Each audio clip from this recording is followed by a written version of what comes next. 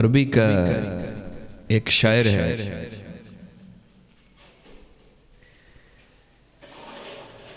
اس نے اپنے اشعار کے اندر یہ الفاظ کہے ہیں کہ جن کا ترجمہ یہ ہے، کہتے ہیں یتیم وہ نہیں جس کے والدین نہیں، حقیقت میں یتیم وہ ہے کہ جس کے والدین نے اس کی تربیت نہیں کی۔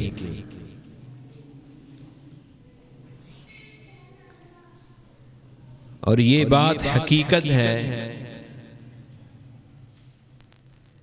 مال اور اولاد کو اللہ رب العالمین نے انسان کے لیے فتنہ آزمائش بنایا۔ کسی بھی قوم کے لیے نوجوان نسل کی بڑی اہمیت ہوتی ہے۔ دنیا کے اندر جتنے بھی لیڈر گزرے ہیں، جنہوں نے کامیابی کے ساتھ معاشرے کے اندر ایک انقلاب برپا کیا، آپ ان کی زندگیوں کو پڑھ کر دیکھیں، انہوں نے بچوں کو اپنے ساتھ نہیں ملایا، بوڑھوں کو نہیں ساتھ ملایا، انہوں نے زیادہ محنت نوجوان طبقے کے اوپر کی۔ ہمارے ہاں ذلت اور رسوائی کا سفر اس وقت شروع ہوتا ہے جب ہماری زبانوں کے اوپر یہ ایک جاہلانہ جملہ آتا ہے کہ کوئی گل نہیں، اولاد بڑی ہو کے آپ ہی سدھر جائے۔ یہ ایک جہالت پہ مبنی جملہ ہے۔ رسول مکرم صلی اللہ علیہ وآلہ وسلم نے زندگی کا کوئی ایسا پہلو نہیں چھوڑا جس کے اندر آپ نے اپنی اولاد کو نصیحت نہ کی۔ آپ کی بیٹی کی شادی ہو گئی، آپ اپنے گھر سے نکلے ہیں اپنی بیٹی کو تہجد کی نماز کے لیے اٹھانے، یعنی یہاں ہمارے ہاں یہ کہا جاتا ہے کہ بیٹی کی ہم نے اب شادی کر دی ہے، اب میرے ذمہ کچھ نہیں، اب اس کا ذمہ دار اس کا خامد ہے۔ نبی رحمت علیہ السلام نے شادی کرنے کے بعد بھی آپ وقتاً فوقتاً اپنی بیٹی کے پاس جایا کرتے تھے، تعلیم کے لیے، تربیت کے لیے۔ سیدنا عمر بن خطاب رضی اللہ تعالیٰ عنہ کے پاس ایک نوجوان کا کیس لایا گیا۔ والد نے یہ دعویٰ کیا کہ میرا بیٹا میرا نافرمان۔ بیٹے کو بلایا گیا، اس نے کہا امیر المؤمنین مجھے یہ بتائیں کہ میرے والد کے میرے اوپر کیا حقوق ہیں؟ فرمایا یہی کہ تمہارے لیے تعلیم و تعلم کا بندوبست کرے، ایک اچھی ماں کا انتخاب کرے۔ تو اس نے کہا امیر المؤمنین جو اس نے مجھے دینا تھا مجھے نہیں دیا، اب مجھ سے کس بات کی توقع رکھتے؟ نہ تو میری تعلیم و تربیت کی ہے، نہ میرے لیے ایک اچھی ماں کا انتخاب کیا ہے، پھر مجھ سے کیسے امید رکھی جاتی ہے کہ یہ میں اس کا ادب و احترام کروں؟ ہمارے ہاں جب سر سے پانی گزر جاتا ہے تو ہم کہتے ہیں جی ان پتر وڈا ہو گیا، ہم ساڑی گل نہیں مانتے۔ کیسے مانے گا؟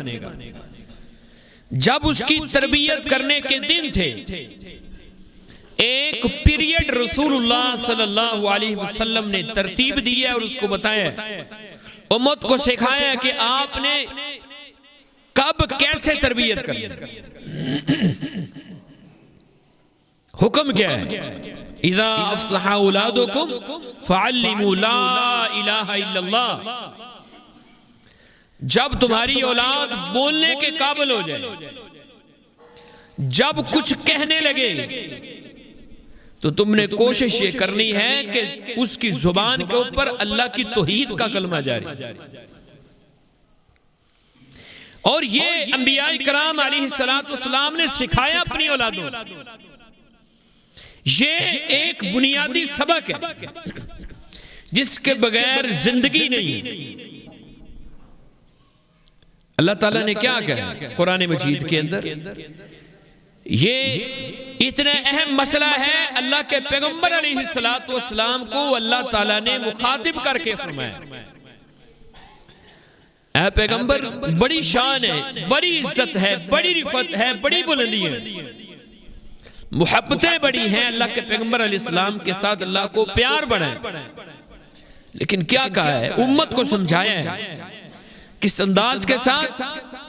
وَلَقَدْ أُوحِيَ إِلَيْكَ وَإِلَى الَّذِينَ مِن قَبْلِ۔ اے پیغمبر ہم نے آپ کو بھی اور آپ سے پہلے لوگوں کو بھی یہ نصیحت کی، ان کو یہ وحی کی ہے، پیغمبروں کو کیا کی ہے؟ لَإِنَّ شَرَكْتَ لَيَحْبَطَنَّ عَمَلُكَ وَلَتَكُونَنَّ مِنَ الْخَاسِرِينَ۔ ہم میں سے کوئی بندہ سوچ بھی سکتا ہے کہ پیغمبر شرک کرے گا، اللہ کا نبی بھی شرک کرے گا، کچھ سوچ بھی نہیں سکتا۔ لیکن کیوں کہا جا رہا ہے؟ امت کو سمجھایا جا رہا ہے۔ جب اتنا جلیل القدر پیغمبر، جس کو اتنی شان، عزتیں، رفعتیں، بلندیاں عطا کی ہیں، وہ اگر اللہ کے ساتھ اگر شرک کریں، اللہ کہتا ہے میں آپ کے بھی اعمال کو ضائع کر دوں گا، آپ کے بھی اعمال کو ضائع کر دوں گا۔ میری اور آپ کی کیا حیثیت؟ شرک اتنا بڑا جرم ہے جس کو ہمارے ہاں یہ اہمیت نہیں دی جاتی۔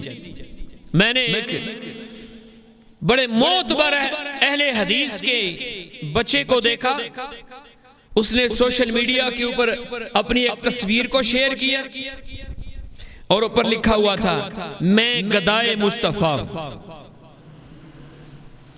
نمازی ہے، باپ نمازی ہے، سینے کے اوپر ہاتھ باندھتا ہے، رفع الیدین کے ساتھ نماز ادا کرتا ہے، پکا اہل حدیث ہے، اولاد کی تربیت نہیں کی گئی۔ وہ کہہ رہے ہیں اس کو پتہ ہی نہیں ہے کہ میں کیا کہہ رہا ہوں، کہتا ہے میں گدائے مصطفیٰ۔ میں نے اس کو میسج کیا، اللہ کے بندے تم نے سوچا ہے کہ یہ اس جملے کا مطلب کیا ہے؟ ہم تو اس رب کے فقیر ہیں جس کے فقیر سارے نبی ہیں۔ اللہ کے پیغمبر علیہ السلام کچھ نہیں دینے والے، ہم تو اس کے فقیر ہیں جن کے لیے موسیٰ علیہ السلام نے کہا تھا ربی انی لما انزلت الی من خیر فقیر، میں تو تیرا فقیر ہوں۔ یہ ایک مثال میں نے آپ کے سامنے رکھی ہے، 20 ایسے مثالیں ہیں، 20 ایسے مثالیں۔ اولاد کی تربیت نہیں کی گئی، اولاد شرک کی طرف چلے گئی۔ حضرت یعقوب علیہ السلام کے اوپر موت کا وقت آیا تھا، اپنے بچوں کو سامنے بٹھائیں، ام کنتم شہداء اذ حضر یعقوب الموت اذ قال لبنیہ ما تعبدون من بعدی۔ موت کا وقت آیا، اولاد کو اپنے قریب بٹھایا، بچوں کو پاس بٹھایا، میرے بعد کس کی عبادت کرو گے؟ نظر و نیاز، سجدے، رکوع، عزتوں ذلتوں کا مالک کس کو سمجھو گے؟ تمہارے لیے نفع نقصان کا مالک کون ہے؟ جب انہوں نے تسلی دی کہ ہم اسی کی عبادت کریں گے جس کی عبادت آپ کرتے رہے ہیں۔ لقمان حکیم کی نصیحتوں کو اللہ تعالیٰ نے قرآن مجید کا حصہ بنایا ہے۔ وہ کس قدر خوبصورت نصیحتیں ہیں جن کو اللہ نے اپنی کلام کے اندر بیان کیا اور مستقل سورت کا نام رکھ دیا سورہ لقمان. اس کے اندر بھی لقمان نے اپنے بچوں کو یہی نصیحت کی، لا تشرک باللہ، اللہ کے ساتھ شرک نہیں کرنا، ان الشرک لظلم عظیم، یہ سب سے بڑا جرم ہے اللہ کے ساتھ شرک کرنا.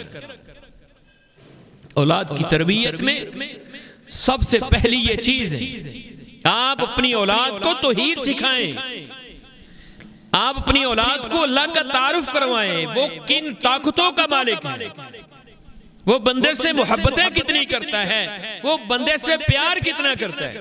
وہ ماننے پہ آئے تو کافروں کی باتوں کو مان لے، نہ ماننے پہ آئے تو اپنے پیغمبر کو چھوڑ دے، کہے نہیں. حضرت نوح علیہ السلام نے کہا تھا نا، اپنا لخت جگر پانی کے اندر ڈوب رہے، ڈوب گیا، نصیحتیں کرنے کے باوجود بھی کشتی میں سوار نہیں ہوا. نوح علیہ السلام نے کہا تھا وَنَادَى نُوحٌ رَبَّهُ فَقَالَ رَبِّ إِنَّ بَنِي مِنْ أَهْلِي، اللہ تو نے تو وعدہ کیا تھا میرے اہل کو تو غرق نہیں کرے گا، عذاب کے اندر مبتلا نہیں کرے گا. اللہ نے کیا کہا، إِنَّهُ لَيْسَ مِنْ أَهْلِكَ إِنَّهُ عَمَلٌ غَيْرُ صَالِحٍ، تیرے اہل تو وہ ہیں جو تیرے اوپر ایمان لے کر آئے، یہ تیرا اہل نہیں ہے. اور آگے اللہ رب العزت نے کس انداز کے ساتھ اپنے پیغمبر کو ڈانٹا ہے، کس انداز کے ساتھ، فَلَا تَسْأَلْنِ مَا لَيْسَ لَكَ بِهِ عِلْمٍ. یہ وہ پیغمبر رہے 950 سال لوگوں کے تانے سنے، روڑے کھائے ہیں، لوگوں کی گالیاں سنی ہیں، لوگوں سے پتھر کھائے ہیں، مارے کھائی ہیں. اس پیغمبر نے اللہ تعالیٰ کے لیے، اللہ تعالیٰ نے ایک دفعہ صرف اپنے بیٹے کے لیے، اللہ نے کہا نہیں یہ مشرک ہے، بھلے تیرا بیٹا ہے لیکن ہے مشرک، میرے لیے اس کے لیے کوئی معافی نہیں.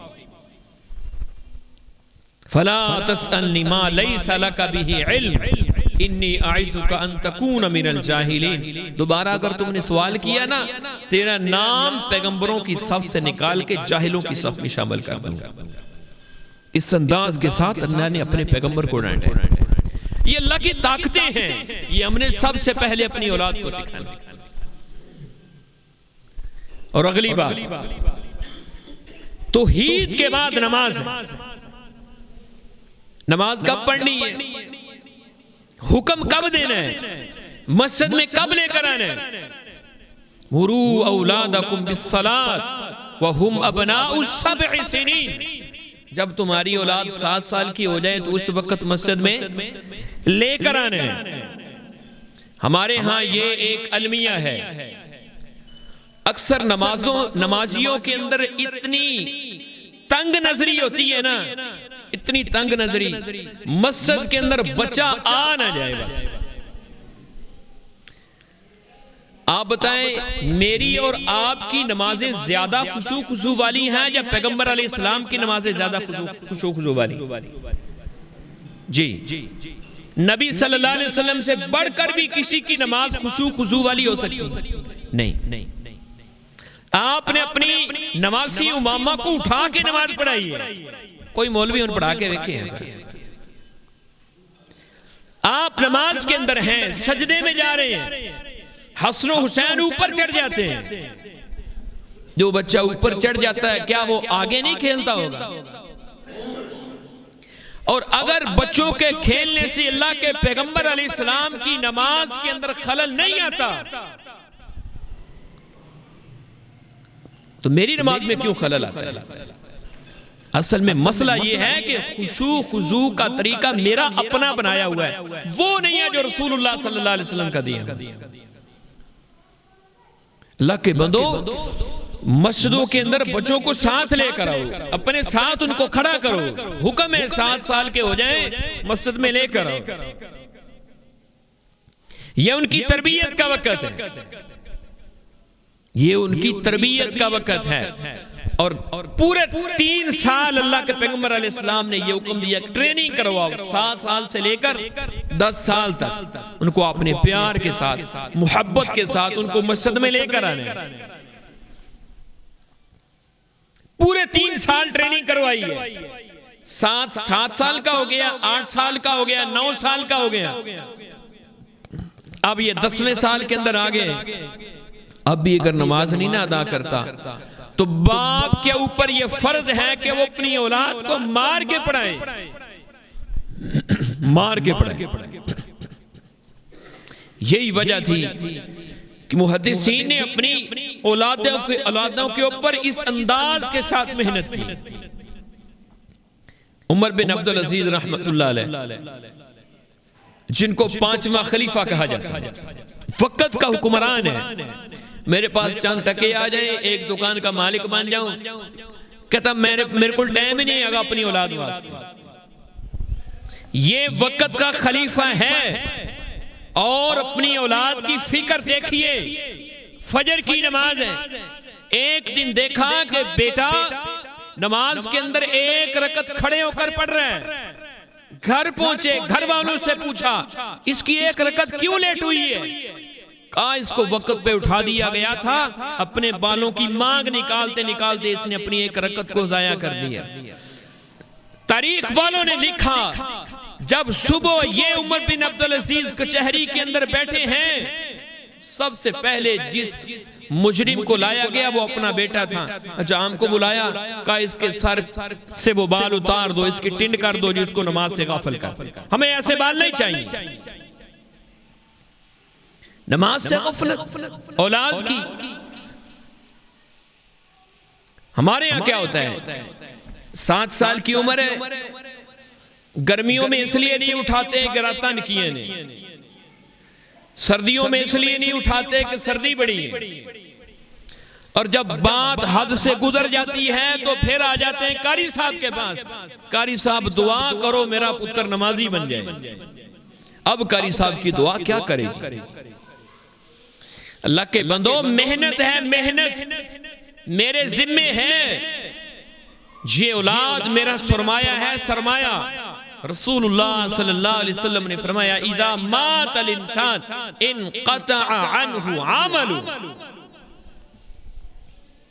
جب انسان دنیا سے چلا جاتا ہے، فوت ہو جاتا ہے، اس کی نیکیوں کے سارے سلسلے ختم، سارے سلسلے ختم۔ فرمایا 3 قسم کے اعمال ایسے ہیں، یہ قبر کے اندر پڑا ہے، قبر کے اندر پڑا ہے، پھر بھی اللہ تعالیٰ اس کو اجر و ثواب عطا کرتا رہتا ہے۔ وہ 3 قسم کے اعمال کون سے ہیں؟ ایک نبی صلی اللہ علیہ وسلم نے فرمایا صدقہ جاریہ ہے، کسی کو کچھ پڑھا گیا ہے، لوگ اس سے فائدہ اٹھا رہے ہیں، کئی مسافر خانہ بنوا دیے اللہ کی رضا کے لیے، کوئی اور سیاسی مقصد نہیں ہو، اللہ کی رضا کے لیے کوئی ایسا کام کر گیا ہے، مسلسل لوگ اس سے فائدہ اٹھا رہے ہیں۔ اللہ کے پیغمبر علیہ السلام فرماتے ہیں یہ قبر کے اندر پڑا ہے، مسجد کے اندر کوئی کام کروا گیا ہے، لوگ اس سے فائدہ اٹھا رہے ہیں، نمازیں ادا کر رہے ہیں، یہ قبر کے اندر پڑا ہے، اس کو اجر و ثواب مل رہا ہے۔ اور دوسری چیز فرمایا والد صالح یدعو لہ، نیک اولاد پیچھے چھوڑ کے گیا ہے، وہ اس کے لیے دعا کرتی ہے۔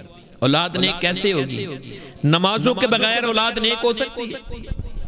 توحید کے بغیر اولاد نیک ہو سکتی ہے؟ نہیں، سوال ہی پیدا نہیں ہے۔ نماز پڑھے گی تو دعا کرے گا، جب اس کی زندگی میں نماز ہی نہیں ہے تو دعا کیسے کرے گا؟ والد صالح، نیک اولاد پیچھے چھوڑ کے گیا، نیک اولاد۔ اور تیسرا ایسا علم لوگوں کو پڑھا جاتا ہے، لوگ اس سے فائدہ اٹھا رہے ہیں، اس کے نامہ اعمال کے اندر اجر جاری ہے۔ نبی صلی اللہ علیہ وسلم نے فرمایا جنت کے اندر ایک درجہ بلند ہوا ایک شخص کا۔ سوال کیا گیا، اس نے سوال کیا نیکیوں کے سلسلے تو سارے ختم ہیں، سارے ختم ہیں نیکیوں کے سلسلے، تو یہ اعمال کی یہ درجات کی بلندی کیسے ہے؟ فرمایا تیرے بیٹے نے آج تیرے لیے مغفرت کی دعا کی ہے، اس کی وجہ سے اللہ نے تیرے درجے کو بلند کر دیا۔ ابھی میرے نزدیک اہمیت نہیں ہے، اہمیت کب ملے گی، کب ہوگی؟ جب میرے اوپر مٹی کو ڈال دیا جائے گا، اوپر سلیبیں ڈال دی جائیں گی، جب میں قبر میں تنہا ہوں گا تب اہمیت ہوگی، تب اہمیت ہوگی۔ ایک شخص کے 3 بیٹے ہیں، 3 بیٹے، اس نے اپنے ایک بیٹے کو دین پڑھایا اور وہ کہتا تھا یہ اصل میں یہ میرا بیٹا جو ہے نا یہ میرے کام کا ہے، باقی میرے کام کے نہیں۔ کیوں؟ میں قبر میں چلا جاؤں گا، لوگوں کو دین پڑھانا تو اسی نہیں ہے نا، میرے لیے مغفرت کی دعا تو اسی نہیں کرنی ہے، یہ اصل میں میرے لیے صدقہ جاریہ ہے۔ تو یہ دوسری چیز نماز ہے۔ نماز کے اوپر اپنی اولاد کی نماز کے لیے محنت کرو جتنی ہو سکتی ہے، اور اگلی بات اپنی اولاد کو دین سکھاؤ۔ جب ہم یہ کہتے ہیں نا کہ دین سکھاؤ تو ہمارے ذہن میں ایک بات آتی ہے، جی میں اپنے پتر نو ناظرہ پڑھا دیتے ہیں، میں اپنے پتر نو ناظرہ پڑھا دیتے ہیں۔ اللہ کے بندو، یہ دستور حیات اللہ تعالیٰ نے آسمانوں سے اتارا ہے، دستور حیات اتارا ہے۔ میری زندگی کے 24 گھنٹے کیسے گزرنے ہیں اللہ کے پیغمبر علیہ السلام نے اپنی احادیث کے اندر بتا دیا ہے، اللہ تعالیٰ نے اپنے قرآن کے اندر بتا دیا ہے۔ میری ذمہ داری کیا ہے؟ مجھے حکم دیا گیا ہے اس کو سیکھوں، اور میں صرف اس کو طوطے کی طرح رٹ کے میں سمجھتا ہوں کہ میں اس کا حق ادا کر رہا ہوں، نہیں، ابھی میں نے حق نہیں ادا کیا۔ میں نے شاید پہلے جب پچھلی دفعہ میرا جمعہ تھا، شاید اس وقت میں نے شاید یہ بات سنائی تھی کہ ایک شخص پاکستان کا رہنے والا ہے، یہ انتہائی نصیحت آموز یہ واقعہ ہے۔ پاکستان کا رہنے والا بیرون ملک چلا گیا ہے پڑھائی کے لیے، اپنی دنیاوی پڑھائی کے لیے۔ کہتا ہے میں روزانہ قرآن مجید کھول کر دیکھتا پڑھتا۔ ایک دفعہ میرا ایک عیسائی دوست تھا، میرے قریب آ گیا، مجھے کہنے لگا یہ کیا ہے؟ میں نے کہا قرآن مجید ہے، مقدس کتاب ہے ہمارے لیے۔ کہتا اچھا مقدس کتاب ہے؟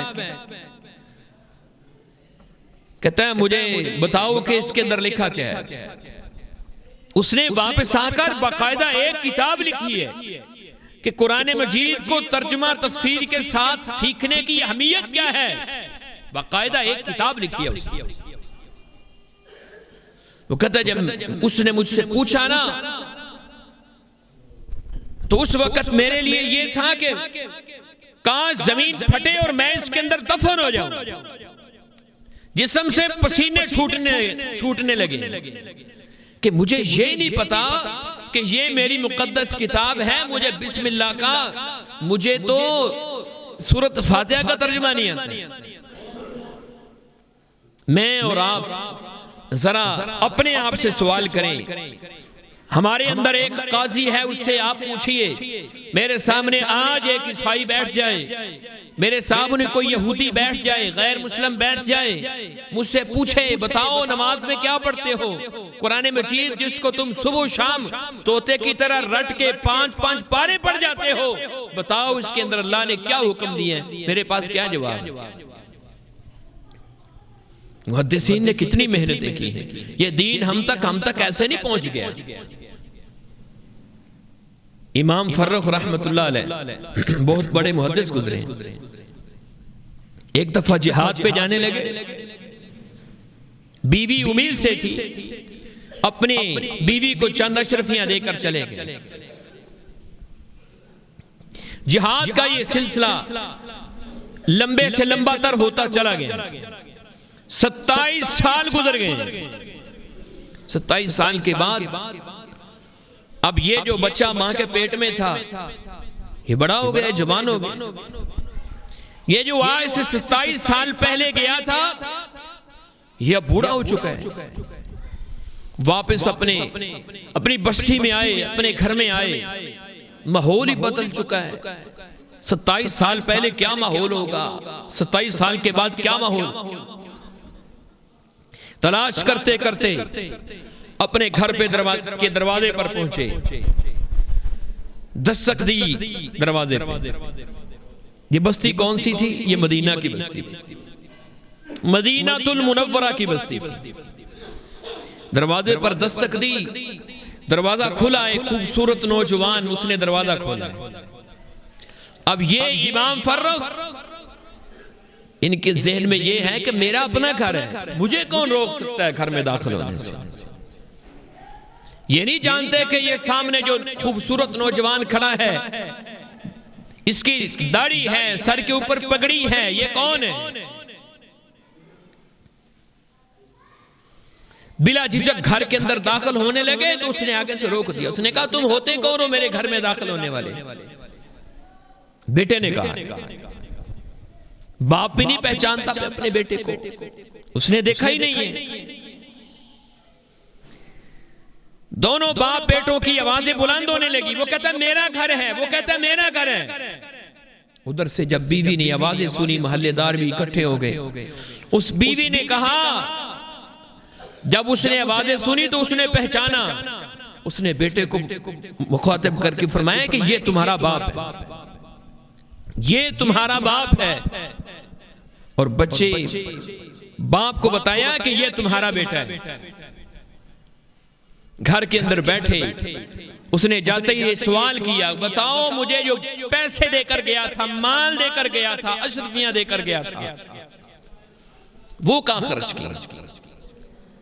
وہ کہاں پہ خرچ کی ہیں؟ اس نے کہا میرے سر کے تاج، ذرا آپ اطمینان تو کریں، ہر چیز کا حساب دوں گی۔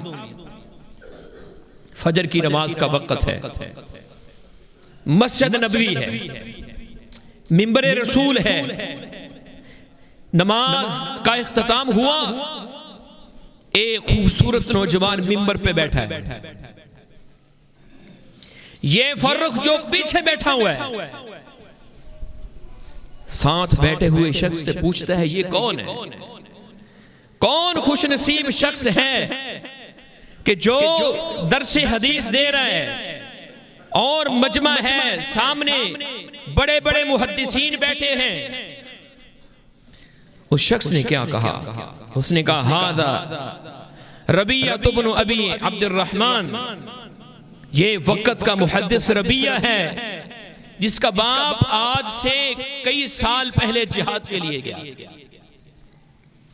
اس کی آنکھوں سے آنسو جاری ہے، یہ اپنے گھر کے اندر پلٹا ہے اور یہ جملے بول رہا ہے، لقد رفع اللہ ابنی، آج میرے بیٹے کو اللہ نے بڑی عزت عطا کر دی، میرے بیٹے کو اللہ نے بڑی عزت عطا کر دی۔ گھر میں پہنچا، بیوی کو بتایا، اس نے کہا اب بتاؤ اشرفیاں چاہیے یا بیٹے کی یہ عزت دیکھ کے آئے ہو؟ اس نے کہا جو میں عزت دیکھ کے آیا ہوں نا اپنے بیٹے کی، اپنی اولاد کی، ان کے سامنے ان اشرفیوں کی کوئی حیثیت نہیں ہے۔ اس نے کہا پھر خوش ہو جاؤ، جو تم اشرفیاں دے کر گئے تھے نا، جو تم پیسے دے کر گئے تھے، مال دے کر گئے تھے، سارے کی سارے میں نے اس کی تربیت کے اوپر خرچ کی۔ یہ وہ لوگ تھے جن کا نام اللہ نے آج بھی زندہ رکھا ہے۔ امام بخاری رحمت اللہ علیہ، یہ دین ہم تک کیسے نہیں پہنچ گیا؟ اب تو مدارس بن گئے، اب تو مدارس کے اندر ماشاءاللہ بہترین قسم کی سہولیات ہیں۔ اس وقت ایسا نہیں تھا۔ یہ امام بخاری رحمت اللہ علیہ گھر سے نکلے، راستے کے اندر کشتی کے اوپر سوار ہوئے، حدیث کا علم سیکھنے کے لیے، حدیث لینے کے لیے۔ میرے نزدیک تو کوئی اہمیت نہیں ہے، کیوں؟ میرا کچھ لگا نہیں، کچھ لگا نہیں ہے مجھے تو باپ، کلمہ پڑھنے والے باپ کے گھر کے اندر پیدا ہو گیا ہوں، میرا کچھ نہیں لگا۔ اس بلال سے پوچھئے دین کا نام کیا ہے، آپ خبیب سے پوچھئے دین کی حیثیت کیا ہے، آپ اس شخص سے پوچھئے جس کو چٹائی کے اندر لپیٹ کر اس کو دھواں دیا جاتا تھا، کس لیے کہ اس نے کلمہ محمد علیہ السلام کا پڑھ لیا ہے۔ آپ اس سے پوچھئے دین کی کیا اہمیت ہے۔ میرے نزدیک دین کی اہمیت نہیں ہے، اس لیے جو سب سے نکارا پتر ہوتا ہے میں اس کو کہتا ہوں ہونے کسے کام دا نہیں ہے گا، چلو اینو مولوی بنا دیو، چلو مسیتے بہ کے کھانا رہے۔ میں سب سے نکارا کو دین دیتا ہوں، سب سے نکارا کو دین دیتا ہوں۔ لیکن جن کے نزدیک دین کی اہمیت تھی، یہ امام بخاری جن کا حافظہ کتنا مضبوط ہے، اس کے لیے ایک لمبا وقت چاہیے. اتنی مثالیں ہیں امام بخاری رحمت اللہ علیہ کے حافظے کی، اتنے ذہین تھے. ان کے والدین نے محنتیں کی ہیں، والدین نے محنتیں کی ہے، اس مقام پہ لا کر کھڑا کیا ہے کہ ایک محدث کے بارے میں نے پڑھا، وہ کہتے ہیں کہ رات مجھے خواب آیا، ایک رات خواب آتا ہے، میں کیا دیکھتا ہوں، اللہ کے پیغمبر علیہ السلام کی زیارت ہوئی، ساتھ آپ کے کچھ صحابہ بھی کھڑے ہیں. میں نے پوچھا اللہ کے پیغمبر آپ کیوں کھڑے ہیں، کس لیے کھڑے ہیں؟ اللہ کے پیغمبر علیہ السلام نے کہا میں محمد بن اسماعیل بخاری کا انتظار کر رہا ہوں، محمد بن اسماعیل بخاری کا انتظار کر رہا ہوں. وہ کہتے صبح ہی میں بیدار ہوا، میں بخارا شہر کے اندر پہنچا، بخارا شہر کے اندر، اور مجھے بتایا گیا کہ جس رات تم نے خواب دیکھا تھا نا، اسی رات امام بخاری کا انتقال ہو گیا. یہ شخصیت دنیا سے گئی ہے تو انتظار محمد رسول اللہ صلی اللہ علیہ وسلم کر رہے ہیں. مقام کیوں ملا ہے؟ انہوں نے محنتیں کی ہیں، کس انداز کے ساتھ محنتیں کی ہیں. میں نے پڑھا ہے ایک راستے کے اندر ایک حدیث کو لینے کے لیے نکلے، ایک حدیث کو لینے کے لیے، اور راستے کے اندر زیادہ راہ ختم ہو گیا ہے، اور اس راستے کے اندر امام بخاری نے 14 دن تک درختوں کے پتے کھا کھا کے گزارا کیا. ہم کیا سمجھتے ہیں دین ایسے ہی پہنچ گیا ہے؟ میرے نزدیک کوئی اہمیت ہی نہیں ہے. یہ اہمیت تھی محدثین کے نزدیک، پھر انہوں نے محنتیں کی ہیں، ہم تک دین پہنچایا ہے. یہ ان کی محنتوں کا نتیجہ ہے، وگرنہ میں اور آپ بھی آج گلاس کے اندر نعوذ باللہ گائے کا پیشاب ڈال کے پی رہے ہوتے. یہ انعام ہے اللہ رب العزت کا اور ان کی محنتوں کا نتیجہ ہے کہ ہم تک دین پہنچ گیا ہے. اس کو اپنی اولاد کو سکھاؤ. اس دین کو زندہ رکھنا میری اور آپ کی ذمہ داری ہے. اپنی اولاد کو سکھاؤ صحابہ کی محبت، اپنی اولاد کو سکھاؤ عقیدہ ختم نبوت کی محبت. میں ایک نوجوان، ایک بزرگ کو جانتا ہوں جنہوں نے بڑی خدمت کی ہے، بڑی خدمت کی ہے مسلک کی، لیکن آج حالت کیا ہے؟ ان کی اولاد رافضیت کی طرف مائل ہو گئی. امیر معاویہ کے بارے میں رضی اللہ تعالیٰ عنہ، سیدنا امیر معاویہ کے بارے میں وہ شخص جملے کسا پھرتا ہے، باپ کی خدمات مسلک کے لیے، لیکن اولاد کو نہیں سنبھالا گیا، وہ رافضیت کی طرف چلی گئی. اور بڑے بڑے لوگوں کو ہم نے دیکھا ہے، آپ نے بھی اخبارات میں پڑھا ہوگا، بڑے بڑے مشاہدے کے اندر یہ چیزیں آئی ہیں. نوجوان گھر سے نکلتا ہے روٹی کے لیے، اپنا رزق کمانے کے لیے، اور جا کے چڑھ جاتا ہے قادیانی درندوں کے ہاتھوں کے اوپر، ان کے درندوں کے ہاتھ لگ جاتا ہے، اپنی روٹی کمانے کے لیے نکلتا ہے، اپنے ایمان کا جنازہ نکال کے واپس آتا ہے. کون ذمہ دار ہے؟ میں اور آپ ذمہ دار ہیں. میں اور آپ ذمہ دار ہیں نمازی. اس لیے میرے بھائیوں اپنی اولادوں کے اوپر محنت کرو. یہ ہمارے لیے سرمایہ ہے. رسول اللہ صلی اللہ علیہ وسلم ایک قبرستان کے پاس سے گزرے، میں اہمیت بتانے لگا ہوں، مجھے ان نیکیوں کی اہمیت کب ہوگی، اس قرآن کی اہمیت کب ہوگی، اس دین کی اہمیت میرے نزدیک کب ہوگی.